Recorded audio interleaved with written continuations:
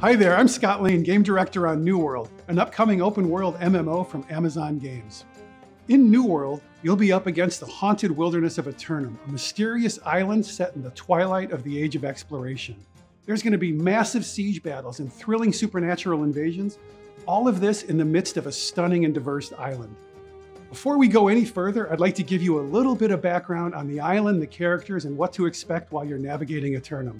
You start your journey as the navigator aboard a ship destined for Aeternum, who survives a terrible crash and awakens to a strange new world. It's full of both wonder and horror. You find yourself immortal, but you quickly learn there are fates far worse than death. The humans of this lost continent are in a constant struggle against themselves and a threat growing in power, the corrupted. Aeternum is a supernatural island with an eternal conflict that causes shifts in its balance of power. The corrupted, the lost, and the angry Earth are in a constant struggle for control. This conflict is at the root of our universe. Over the last century, the pendulum has swung in favor of the corrupted with the rise of the Tempest, the architect of an apocalypse that seeks to unmake life here and target the old world next. Only you, the player, are capable of uniting the warring human factions to face your common enemy that is hell-bent on taking over the world. There's a mixture of main story quests and side quests that lead the player on their journey through Aeternum, where the central question is, what is the price of eternal life? On your adventures, you'll meet characters who have adapted, struggled, and succumbed to the power of this place. You'll discover ancient secrets, make powerful allies and enemies, as well as learn that not all is as it seems on Aeternum. Last summer, thousands of players joined us for a preview of New World, and they offered us a ton of great feedback. What we heard most was that players wanted to see more mid and end game content, as well as more opportunities for PvE. That's exactly where we focused our efforts. We're excited to show you some of that today. To bring more PvE content to our players, we introduced Expeditions. These are 5-player instanced experiences that take you into the darkest corners of Aeternum. You'll face extreme challenges, expose the angry Earth's hidden agendas, reveal the threat behind the lost. You'll dig into the mystery of the ancients, and you'll uncover more about the source of the corruption. Your team will need skill and coordination to overcome these challenges. Each expedition has unique mechanics, bosses, and loot, and each one has its own story to tell. We'll have 6 expeditions in the game at launch, and here's a look at a few of them. Amrine Excavation, the first expedition you'll encounter in New World, takes place in a dig site just west of Amrine Temple. This is where famed archaeologist Simon Gray and his team have gone missing. Your party's going to need to venture into the depths of the dig site to discover what happened to them and to the ancient technology they unearthed. You'll encounter the Empress of Ebonscale in the Dynasty shipyard. She's been building a fleet of warships and must be defeated for the safety of Aeternum and the world. In the Garden of Genesis, one of our endgame expeditions, you'll explore the garden where the angry Earth are born. The garden has been infected with a mysterious blight that must be stopped before it spreads to the rest of Aeternum. You'll need to face the garden's protectors in order to purge the blight and begin the garden restoration. These expeditions are just a sample of what we'll have in at launch, and there will be much more to come in the future. We've also added 2 new zones to New World since preview. First, we have Ebonscale Ridge, filled with lush wetlands, majestic waterfalls, and towering cliffs. It's a mysterious area in the northwest of the map, home to an exiled empress named Taiyang. A bright young woman once destined for greatness, the empress is now building an army of corrupted forces to reclaim her lineage and her rightful claim to the throne. Rigwater is a rundown fishing village overrun with brutes, pirates, and the other undeads. Originally imagined as New Venice, the settlement was built on the submerged ruins of an ancient residential district, but quickly overtaken by the Siren Queen and her flotilla, capturing the remaining settlers of Rigwater into her crew. Of course, a mysterious supernatural island wouldn't be complete without some villains. One of the most recognizable faces in New World is that of the red-eyed woman wearing a glowing amulet as she overlooks the island. As you may have already guessed, she is one of the most challenging enemies you will encounter in Aeternum. Her name is Isabella. Countless warriors have tried to seize the amulet from the heart of the land, but every time they were overmatched by the corrupted and the island powers and turned into the corrupted themselves. The Siren Queen is a figure that many will come to know after visiting the shore of Rickwater. Much about the Siren Queen is yet to be revealed. I don't want to spoil too much, but I can say that she and her crew originally arrived at the island seeking to create a new land in which all people could be equal. And somewhere along the way, she lost her soul.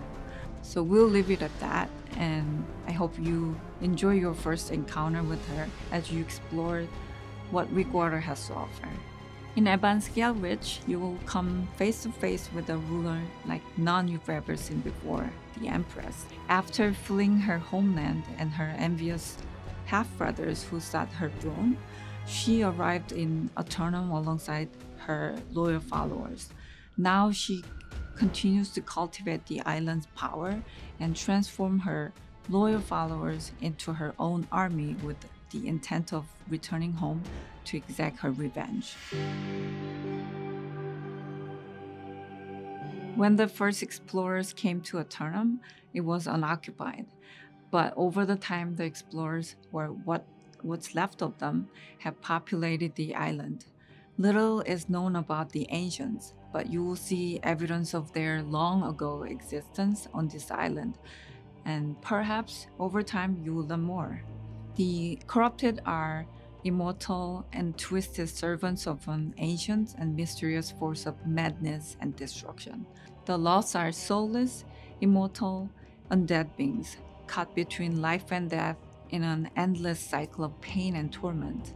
From the mindless, withered corpses to powerful ghosts fueled by elemental rage, the lost are a constant reminder that eternal life still has a price that must be paid. The angry earth are a pure expression of nature infused with the power of Ajath. They are wise and docile creatures, but fearsome and powerful guardians of the natural world when provoked. Skill-based, action-oriented combat is at the core of New World. In New World, your positioning, timing, and aim all make a difference. And our classless combat system means the weapons you choose will define your playstyle. As you use a weapon, you'll begin to master it, and you can further customize your weapon by choosing which abilities you want to specialize in. You can also select from a variety of passive benefits that affect the tactics of combat. At launch, we'll have 11 weapon types, including our newest addition, the Ice Gauntlet, which harnesses the elemental power of ice for powerful magic attacks. The weapon options in New World are especially interesting because of the Age of Exploration setting. Gunpowder has emerged, but it hasn't yet become dominant, so New World offers a great mix of melee weapons, ranged weapons, and magic weapons. As Scott mentioned, expeditions are designed for groups of 5 players. Teamwork will be required to make your way through, solving puzzles and battling challenging bosses. When you enter an expedition, you'll want to make sure you have a healer who can restore your party's health, and a tank to hold aggro and control the flow of battle, and some friends ready to quickly dispatch the enemies. And don't worry, New World still has all the PvP that players have come to know and love. Whether you're challenging a rival in a duel, competing in a 20v20 outpost rush, or jumping into an all-out 50v50 war, or just enjoying some friendly combat in the open world, there are plenty of opportunities to test your mettle against other players. I hope you've enjoyed getting a closer look at expeditions and some of the other new features in New World. Our closed beta will begin on July 20th. You can pre-order to secure a spot in the closed beta or sign up at our website, newworld.com, for a chance to get in. On August 31st, New World will launch for PC. The launch is just the beginning. We have a lot of plans for future content that we think you're going to love. We'll share more on our post-launch roadmap later this summer. Before we wrap up today, I'd like to thank those of you who joined us in the alpha or preview. Your feedback has helped us shape New World, and we want to keep hearing it.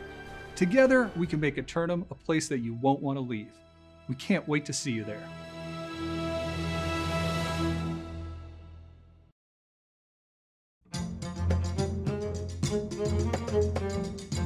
Hey guys, it's Jeff Keighley, and I am here at Amazon Games in Irvine with Scott. It's good to see someone in person and do one of these interviews. We're fully tested, and I got to say, you guys have been testing this game for a number of years, working on it and building it. And I first wanted to start by asking you, what has kept the team motivated through all these years? I know this past year has been so challenging to make games, and you guys had a lot of players in it last summer, have been building on it. What's kept you going all these years? First off, thank you so much for coming. Yeah. It's great to see you. There's been a lot of things that have kept us going. We love the lore. We love the story of Eternum. We love to just be able to tell that story. But for the last year, it's been watching the players play the game, reading the feedback, engaging with them, and trying to understand, where they want us to take the game and how we can get it there. So when the team's in the forums or in the game and chat, watching and talking to players, it just pumps us up. It's fun. It helps us. Well, these games are obviously built with the audience, and exactly last summer it was great to have all those players in there. As you said today, you guys have been building a lot more content and refining aspects of the game. From a top level, like New World, what do you hope it adds to the MMO genre? Like, it's an amazing genre. There are fans that don't just spend tens of hours; they spend hundreds of hours in these worlds. What are you hoping this game adds to the canon of MMO games? Well, I think there's a few things. One, we're building this beautiful world, and I think our graphics bring a different dimension to the MMO genre. They're a little more realistic, and it helps us with the storytelling that we're trying to tell from about Eternum in this time generation. Yeah. But the combat is the big differentiator. You bring that modern graphics in with the action combat, and it creates a whole experience that you can just get lost in. And this setting for the game is so beautiful, but also so unique. Take us back to kind of the genesis of this project and New World and this setting. How did it come about? How did you guys land in this? Because this is brand new IP, big decision about where you were going to set this game. How did that come about? Well, we love the idea of the age of exploration. We always say it was the last gasp of the sword and shield and the first breath of the musket or the gunpowder. Yeah. So we thought that was a really cool time period, and we wanted something around there. And when we came up with the idea of an island lost in time, Eternum, and thinking about all the different visitors that could have come there through the years, chasing immortality, not realizing what they were really going to get with it, and how we could tell that story in an island, we all just kind of fell in love with it. Well, it's an amazing setting, and I know how hard the team has been working over these years to build this game. Last year, you had a lot of players, as you mentioned, in the game, and you've been building it based on their feedback. And you talked a lot about, in the video today on the sort of mid to end game content and how you've been adding a lot to that. I'm curious overall, though, from sort of a macro level, like how has the game changed in the past year based on player feedback? Yeah, for sure. So outside of the big changes we've talked about, all the new content, we really took to heart a lot of the feedback we heard in the preview. Spawning systems. So in the game first, when players were playing on the beach, there was all kinds of issues with not enough enemies, this and that. We've revamped the spawning system. Combat. There was people didn't like as many of the interrupts as we had. People thought there was too many different weapons you could have equipped at once. They wanted a little more differential in the combat trees. So we've done a full revamp on mastery. And then crafting. We've done a complete overhaul on crafting. We've added a lot of depth. You can now craft endgame materials right that compete with stuff you can find in the world. There's discoverable crafting ingredients, and there's just a lot more to do with all those systems. Yeah, I love that this game continues to evolve. And one aspect that you've been evolving over the years is the PvP aspect. Tell us a bit about that, because 50-player war, I mean, it's like there's a lot going on there, 50v50, things like that. Tell us, what can we expect from a PvP aspect of the game? And I know it's opt-in to do that too, right? It's fully opt-in. So yeah. Our vision for the game is to create a world where PvP and PvE not only coexist, but they complement each other. That starts with the territory game, where you can own different territories, and that's decided through the PvP part of the game. Once you own those, you can set different rules for the territories, things like tax rates, or you get other benefits like, if you own connecting territories, you might be able to access storage or get fast travel. Yeah. And then ultimately, anyone can choose to fight in the war, and that's an opt-in PvP as well. But we've also built the game with the PvE player in mind, and we want the PvE player to feel that they can have a full, awesome experience without ever ticking the PvP box if they don't want to try that. All right, so something for everyone inside of this. And I know in a world this vast, there's a lot to build, and I love that you've created all this additional content over the past year. We know that there's going to be a beta in July. People are going to get to sort of jump in again, get ready for launch at the end of August. I'm amazed that not just for this team, all these game teams around the world have been able to build games, in a work from home scenario. What has it been like for you guys to have, the alpha working from home and then building all this content? I mean, it's a tribute to all these teams, but has it been any different for you than normal? Yeah, you have to learn how to communicate differently. You have to develop new muscle memory, as we say, or skills to do it. Yeah. But it's challenging because you lose out on those. You're in the cafeteria or the kitchen getting something to drink, and you hear two people talking about a feature they're putting in. You're like, oh my God, I didn't know that exists. That's so cool. How can I hear more? So you lose some of that, and you have to try to find ways to get it. But even like the other day was the first time I've seen a couple people in over a year. And you see people on camera every day, but you forget, oh, you're tall, or you're this, or you're different than me. And it's just been it's been a challenge. We've added a lot of ways to overcome it, but coming out of it now, which it feels like we are, I hope we are, I'm really excited to get everyone back together and celebrate launch, hopefully in person, right? Exactly. Well, Scott, before we go, I have to ask you, the internet has certainly been talking about this game the past few weeks in relation to the idea that is it a pay-to-win game, and fans that have invested time in this in the alpha or will be investing time in this year, I think want to feel like they really can earn their way to the end and no one's going to be able to sort of artificially accelerate their way to a lot of the other content. What can you tell us about that? How are you guys approaching this concept? Well, we've tried to be as transparent as we can with the players, and we continue to do that. So with that in mind, we're going out and we're building a game that has a very level playing field. That is super important to me. It's super important to the team. When we launch, we're only going to have cosmetics for sale in the store. Over the next several years, the game is going to grow and grow and grow, and we're going to see where that takes us. And I will say, last year you guys put out this alpha, and sometimes I feel like alphas come out and they're just marketing events and the game is kind of coming out anyways. You did the alpha and then really went in and have spent the past year retooling a lot of aspects of the game, pushed it a whole year based on the community feedback, really, right?